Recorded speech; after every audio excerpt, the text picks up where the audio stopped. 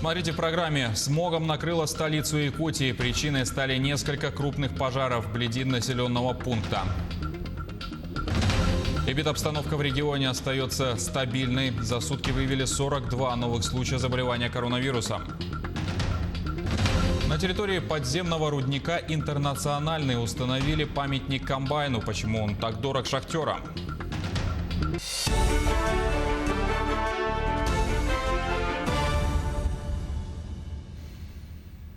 Продолжаем эфир нашего телеканала новостями к этому часу. Якутск вновь накрыло смогом от лесных пожаров. Причиной тому несколько крупных очагов возгораний, действующих вблизи столицы республики. Ближайшие из них в районе городской свалки и дач на 16-м километре Вилюйского тракта, который возник накануне. Сегодня утром тушение возобновили. Сейчас пожар локализован. Работают 50 человек и 13 единиц техники. На место также выехала рабочая группа во главе с первым зампредом правительства Алексеем Колодезниковым.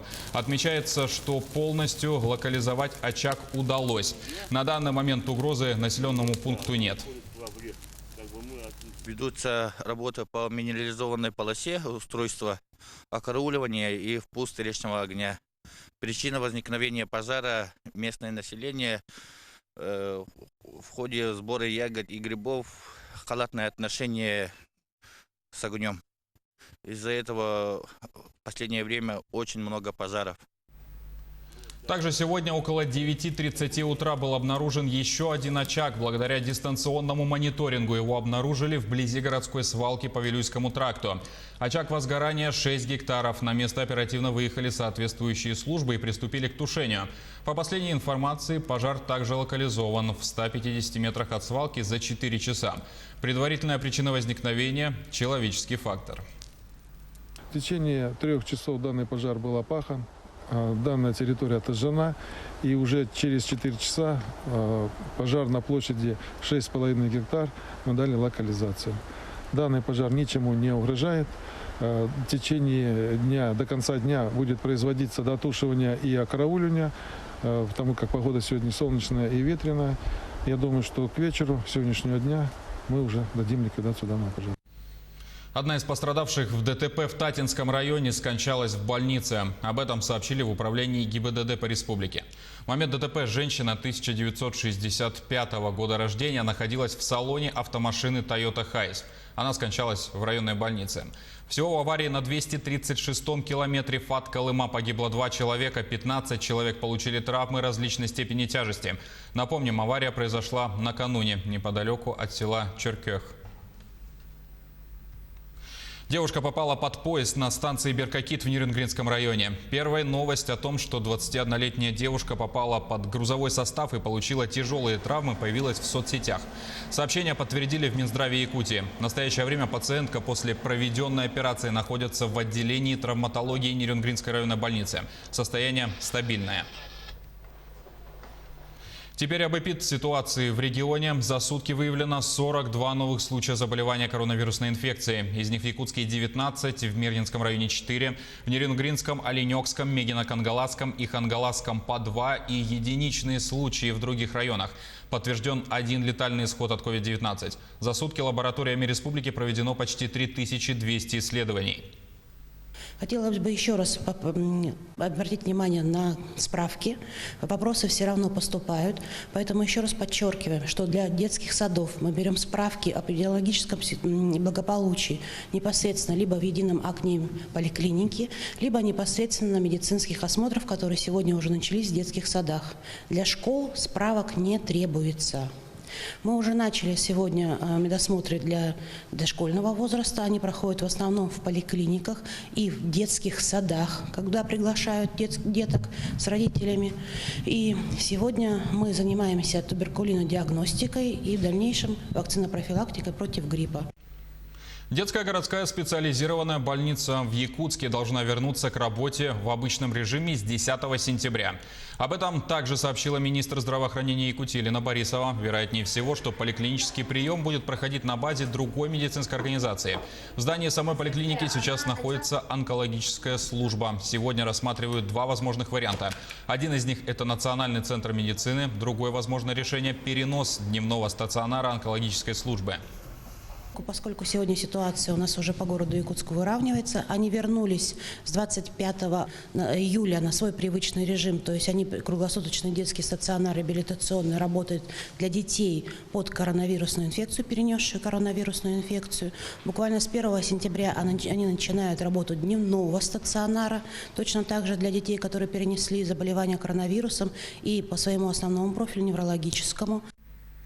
В Госдуме предложили обеспечить младшеклассников двойным комплектом учебников для школы и дома. Инициативу высказал зампредседателя Комитета Госдумы по образованию и науке, а также депутат от КПРФ Олег Смолин. По его словам, если дети будут просто оставлять учебники в школе, то дома они заниматься уже не смогут. А то, что дети таскают тяжелые рюкзаки, это плохо для их здоровья. Поэтому было бы правильно иметь 2 комплекта учебников и дома, и в школе, сказал Смолин. Архитектура Ленска приобретает новый вид. В городе строятся объекты, а старые реконструируют. Что об этом думают сами жители и что еще планируют изменить? Ксения Журавлева. Сейчас на этом месте кирпичные основания. И пока не совсем понятно, чего же ждать ленчанам от этой пыльной груды строительных материалов. Но опытные архитекторы знают, что совсем скоро на центральной площади Ленска появится новая трибуна для проведения городских и районных мероприятий.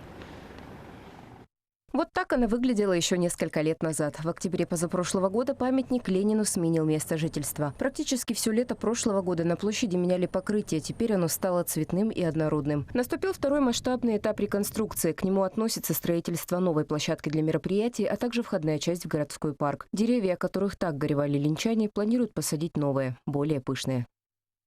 Становится ли Ленск краше? Безусловно.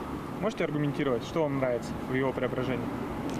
Ну, появилось много красивых современных зданий, более зеленый он стал, цветов стало больше. Ну, такой он более современный, похож на город. Во-первых, построили дороги более-менее и облагораживается. Я вижу улицу Ленина. Все, она краше и краше становится, честно. Становится. Можете немножко аргументировать в 2-3 словах? То, что если сказал, то сделал мэр города.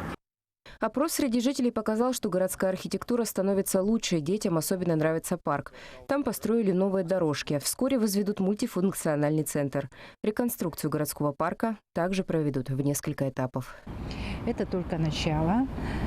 Управление архитектуры, кроме этого, дополнительно выделило деньги на приобретение игрового оборудования, которое должно появиться на месте танцевальной площадки, так называемой. В городе потихоньку ремонтируют дороги, в клумбы высаживают яркие цветы. На набережной заработали фонари, а в старой части города уже строится новый сквер. Вот зона историческая, где вообще реконструировать предполагали историческую часть Муктуи со срубом, с телегой, значит, там, ну, скамейки тут, ну и так далее. Город мастеров, где могли бы тут нас и гончара можно было встретить, и художника, и, ну, то есть вот такие, то, что сейчас вообще очень, так говорю, в городах распространено. За 57 лет существования Ленска его история не раз менялась. Стихия пыталась стереть город с карты России, его возводили заново. Менялись люди, названия улиц. Но ясно одно, он по-прежнему любим жителями. И только в наших руках его дальнейшее благополучие. Ксения Журавлева, Роман Токмаков, Марина Крутихина, Олег Соснин. Телеканал «Алмазный край». На территории первого подземного рудника «Алроса» «Интернациональный» установили необычный памятник пароходческому комбайну. Почему он так дорог шахтерам и зачем техники присваивали женские имена, узнала наша коллега Ивана Филиппова. Я прихожу все время, здороваюсь с ней, глажу ее. Спрашиваю, как она без меня тут была. Ну, люблю комбайн.